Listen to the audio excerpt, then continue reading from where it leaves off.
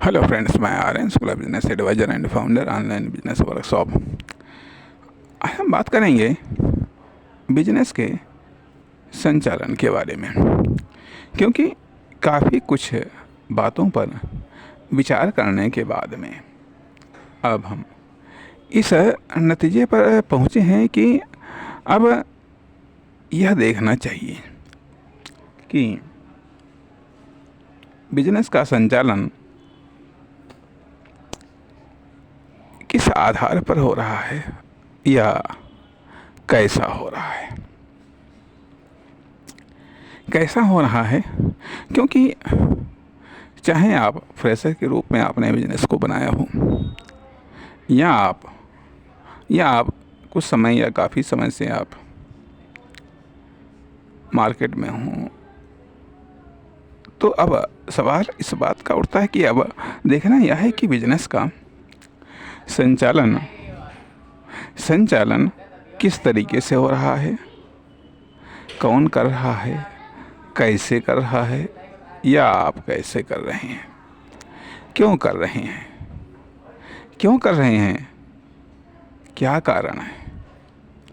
कारण है, उससे आप संतुष्ट हैं या नहीं हैं, या फिर ना क्या समस्याएं क्रिएट हो रही हैं, क्या प्रॉब्लम्स क्रिएट हो रही हैं, क्या आप मार्केट की या सोसाइटी की संभावनाओं का कितना लाभ आप उठा पा रहे हैं, आपकी टोटल सेल्स बढ़ रही है या घट रही है, आपकी टोटल इनकम या टोटल बेनिफिट आपका बढ़ रहा है या घट रहा है, या कि किसी लेवल के आसपास लगभग अप डाउन हो करके लगभग स्थिर सा है। आखिरकार क्या स्थिति है और यह स्थिति क्यों जनरेट हो गई, क्यों क्रिएट हो गई, आखिरकार किस कारण से डेवलप हो गई। आप डिफेंसिव में हैं या एग्रेसिव में हैं या प्रोग्रेसिव में हैं, किस रूप में है आखिरकार, कि आपके पास कस्टमर आ रहे हैं, बढ़ती हुई दर से आ रहे हैं, या फिर घट रहे हैं, या फिर थोड़ा बहुत एवरेज के साथ में आ जा रहे हैं। आखिरकार क्या स्थिति है, क्या सिचुएशन है आपकी बिजनेस बॉडी की, क्या कंडीशंस है, क्योंकि आखिरकार बिजनेस अपने आप में एक एक्टिव बॉडी है। वह कितना एक्टिव है, क्यों एक्टिव है, किस लेवल पर आपने इसकी एक्टिविटी को स्थिर कर दिया है। अर्थात यदि हम देखें तो हम पाएंगे कुछ ऐसी, यदि हम दुकानों की बात करें, कुछ ऐसी दुकानें होती हैं जिनको फुर्सत नहीं होती है, जहाँ पर कस्टमर भीड़ लगा करके खड़े हैं और वहाँ पर माल बिक रहा है। वहीं कुछ ऐसे भी होते हैं, कई घंटे हो जाते हैं जबकि उनकी बोहनी नहीं होती है। आखिरकार इतना डिफरेंस क्यों होता है? वही चीज़ आती हैं कि मैन्युफैक्चरिंग के मामले में भी कुछ ऐसी मैन्युफैक्चरिंग यूनिट्स होती हैं जिनकी एडवांस में बुकिंग हो जाती है, और कुछ ऐसे भी होते हैं जो कि ऑफ़र पर ऑफ़र दे जाते हैं, फिर भी उनका माल नहीं बिकता है।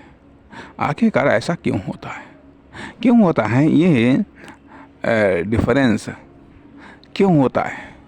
कैसे यह चीज़ क्रिएट होती हैं? तो क्या ऐसे हम ये कहें कि बिजनेस डेवलपमेंट को क्रिएट करना या जनरेट करना, बिजनेस डेवलपमेंट को क्रिएट करना या जनरेट करना, अब क्या यह टारगेट होना चाहिए, क्या यह लक्ष्य होना चाहिए? अब यह बिजनेस डेवलपमेंट तात्कालिक या टेम्परेरी रूप में क्रिएट या जनरेट करना, या फिर परमानेंट रूप में क्रिएट या जनरेट करना, शायद संभवतः संभवतः जहाँ पर भीड़ लगी हुई, संभवतः इन्होंने कुछ ऐसी पॉलिसी को क्रिएट किया है जिससे इनका बिजनेस परमानेंट रूप में, परमानेंट डेवलपमेंट इनके बिजनेस में, इनकी फर्म दुकान कंपनी में क्रिएट हो सके। परिणाम आज जो इनको भारी कस्टमर मिल रहे हैं, तो शायद इनका उन क्रियाओं या उन कार्यों का परिणाम है जो इन्होंने बिजनेस में परमानेंट डेवलपमेंट क्रिएट करने के लिए किया है। और शायद इसके विपरीत वो लोग कुछ समझ नहीं पाए। कहने का अर्थ यह बनता है कि कस्टमर ऑलरेडी मार्केट में ऐसे कस्टमर नहीं है जिनको कोई दुकान नहीं मिल रही है, इसलिए आपने दुकान को खोला है। तो उनके लिए एक ये संभावना बन गई कि हाँ, आपने दुकान खोल ली है, चलो कम से कम ये दुकान मिली तो सही, चलो इस पर माल खरीदते हैं। इस प्रकार की किसी भी प्रकार की कोई अवधारणा नहीं होती है, बल्कि होता यह है कि आपको दूसरों से बेहतर होना पड़ेगा।